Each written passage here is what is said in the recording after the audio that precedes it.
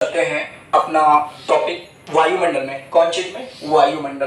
कौन चीज के बारे में? वायुमंडल के बारे में। वायुमंडल यानी एटमॉस्फेयर। हम लोग जानते हैं कि हमारी पृथ्वी वायु या गैसों से भरी हुई है। अगर वायु नहीं होती तो हम लोग को जीना मुहाल हो जाता, हम लोग सांस नहीं ले सकते थे और जिंदा नहीं रह सकते थे। कहा जाता है कि वायु के बगैर हम लोग अपनी जिंदगी की कल्पना नहीं कर सकते। भोजन के बगैर, पानी के बगैर तो कुछ क्षण तक हम लोग जीवित रह सकते हैं, लेकिन वायु के बगैर कुछ क्षण भी जीवित नहीं रह सकते। क्यों नहीं रह सकते?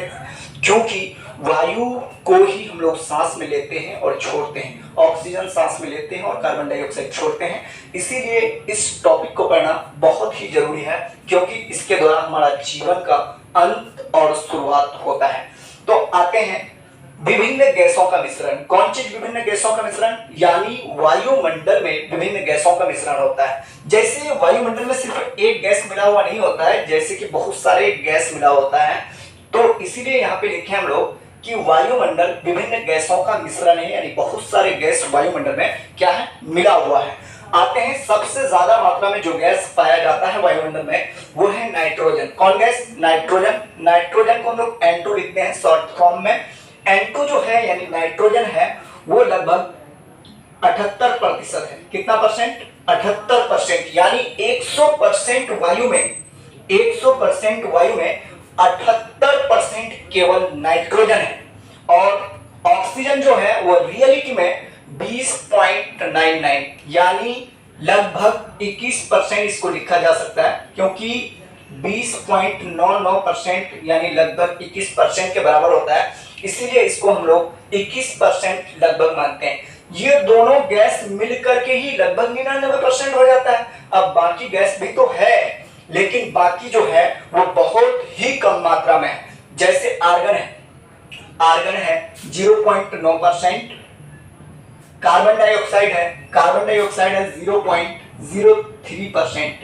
अब बताइए, ये चार गैस वायुमंडल में ज्यादा मात्रा में होता है। बाकी जो होता है, बाकी भी गैस लगभग 10 प्रकार के गैस पाए जाते हैं, लेकिन वो बहुत ही कम मात्रा में होता है।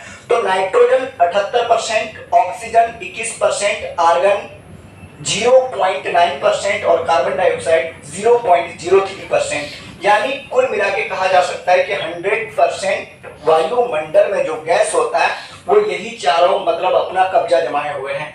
अब देखते हैं कि वायुमंडल जो है वो कई परतों में बटा हुआ है। वायुमंडल लगभग यानी 5 भागों में विभक्त है, यानी कई लेयर है वायुमंडल का। जैसे ये हमारी पृथ्वी है, ये क्या है? पृथ्वी।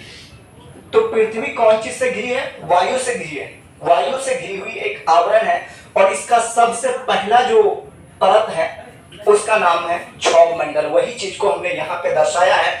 सबसे पहला वायुमंडल 5 परतों में बटी होती है। कितनी परतों में? 5 परतों में। पहला मंडल जो है वो क्षोभ मंडल है।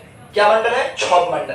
क्षोभ मंडल पृथ्वी से 13 किलोमीटर यानी 13 किलोमीटर की ऊंचाई तक क्षोभ मंडल पाया जाता है। इसी मंडल में मौसम परिवर्तन होता है। इसी मंडल में जो भी मौसम चेंजिंग होती है, बारिश होती है, धूप होती है, आंधी होती है, कुछ भी होती है, मतलब क्षोभ मंडल में होता है। तो क्षोभ मंडल पृथ्वी के सबसे निचली वाली परत को कहते हैं।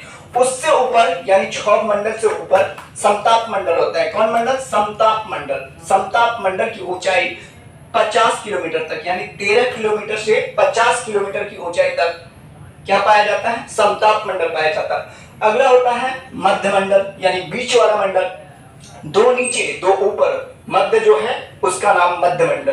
तो मध्य मंडल की ऊंचाई यानी 50 से 80 किलोमीटर तक। सबसे पहला मंडल क्षोभ मंडल, उसकी ऊंचाई 13 किलोमीटर तक। दूसरा समताप मंडल, उसकी ऊंचाई 50 किलोमीटर तक। तीसरा है मध्य मंडल, उसकी ऊंचाई 80 किलोमीटर तक। चौथा है आयन मंडल। आयन मंडल की ऊंचाई होती है यानी 80 किलोमीटर से लेकर के 600 किलोमीटर तक, या कहीं कहीं आपको 640 भी देखने को मिल सकता है। तो हम लोग नॉर्मली जानते हैं 600 किलोमीटर तक।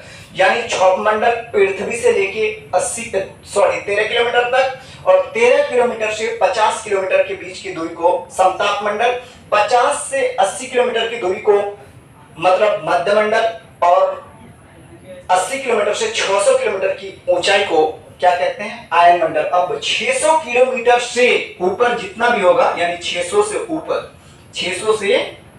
ऊपर जो भी होगा, ये कहलाता है बहिर्मंडल या बाह्यमंडल, यानी बहिर्मंडल का ही दूसरा नाम है बाह्यमंडल। क्या मंडल है? बाह्यमंडल। अगला वीडियो में हम लोग देखने की कोशिश करेंगे ये सारे मंडलों के बारे में कि कौन मंडल में वायुयान उड़ाया जाता है, कौन मंडल में मतलब मौसम परिवर्तन होता है, या कौन मंडल की क्या खासियत है।